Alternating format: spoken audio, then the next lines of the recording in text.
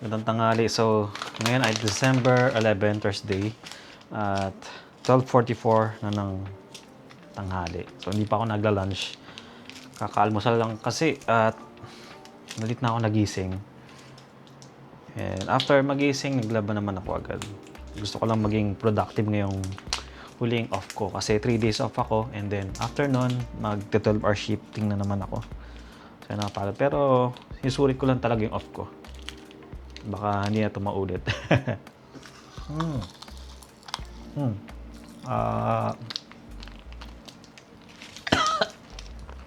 Or sinalala niyo ba to? Popping candy. Bata ko, favorite na favorite ko to. Ngayon, hindi ko na ngayon mahanap. Dito sa Singapore, wala ata nito. Pero sa Pilipinas, meron ito. Nung umuwi ako ng Pinas, binigyan ako ng kapatid ko. Dami niyang binigay sa akin to kasi first time ko talaga to ulit matikman after several years. Pero yun. Ito yung light ko na ginagamit ko sa barbering. Di ba ang ganda? Ginagamit ko na rin ito sa pagbablog kasi ang ganda ng kulay niya. And ngayon, ano bang ginagawa ko ngayon? Naghahanap ako ng sleeping pad or mat para sa camping ko.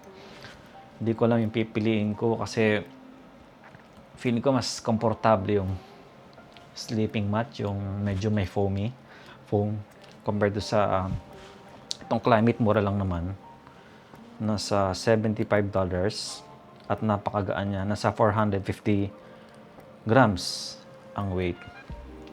Compared to sa sleeping mat, nasa 550 grams at medyo malaki siya kapag i-compact mo sa bag ko. Pero yun, pinag-isipan ko. Yung ganyang kaliit na sleeping bag, ganyan, pag pinold niya siya, ang sleeping mat medyo matangkad at saka makapal. So, inisip ko kung maganda siyang bilhin, yung sleeping mat. Kaso, ang laki niya eh. Tapos, itong Climate, medyo mura, $75. Pinag-isipan ko pa kung ano, medyo magulo ang pag-iisip ko ngayon. At ang dami kong gagawin ngayon na ewan ko sana magawa ko ngayon. Pakita ko sa inyo yung ano, ang buong kwarto ko kasi nagde-declutter ako ng aking mga kagamitan. Ayan, ang daming kalat. Hindi siya maayos ngayon. So, ang iniisip ko is declutter itong ibang gamit. Tingnan mo, ang gulo. Pakita ko sa inyo. Ayan. Diba? Tadaan! Tadaan! Ito yung mga accessory ng mga action ko. Ay, ng mga DJI ko.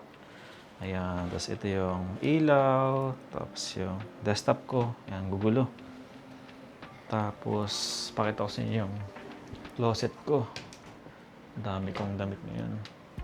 Tadaan! Dami, di ba? Tapos sa kabila, pakita ko din sa inyo.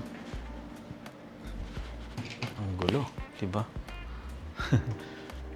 Naging storage area na tong cabinet ko. Ito, medyo nahirapan ako dito sa area na to. Yan. Diyan yung lagayan ng mga ibang gamit ko, tsaka ibang damit. Ang hirap i-organize yung mga damit ko kasi hindi siya drawer na igaganon na lang.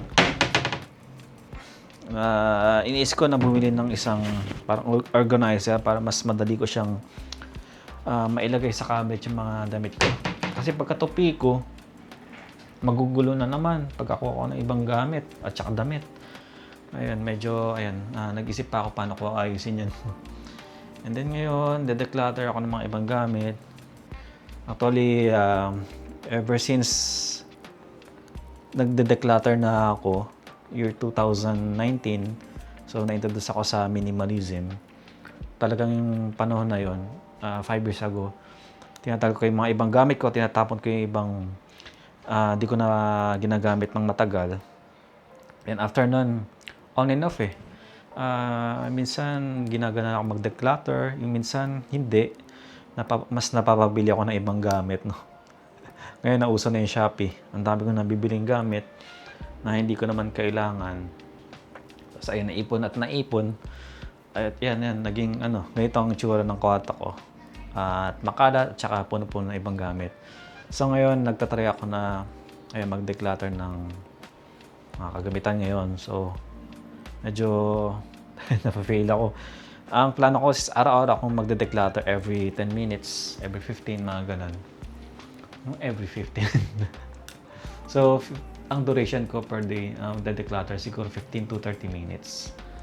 Para, siya, tawag dito, parang sustainable ba. Tapos, ilang naman ang gagawin ko ngayon.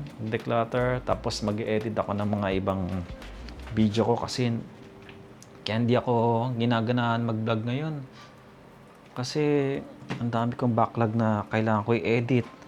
Yung vlog ko sa Taiwan, sa Malaysia, sa Korea, lalo na last year. Yung nag-Korea kami ni Sarah. Hindi ko na na-edit kaya medyo ang dami. Gulong-gulo sa isip ko na naipon na. At ayun, kailangan kong iayusin muna yan kasi kating-kating yung utak ko. Kaya kailangan ko magbawas ng laman sa utak, no? And yun lang. At see you sa next vlog ko. Siguro, dito muna tatapos yung vlog ko. Baka maituloy ko pa. So, ayun. Thank you for watching to my vlog. Kung meron man nanonood, subscribe, please. At ayan, para ganahan naman ako mag-upload. Pero ayun, thank you. Bye-bye.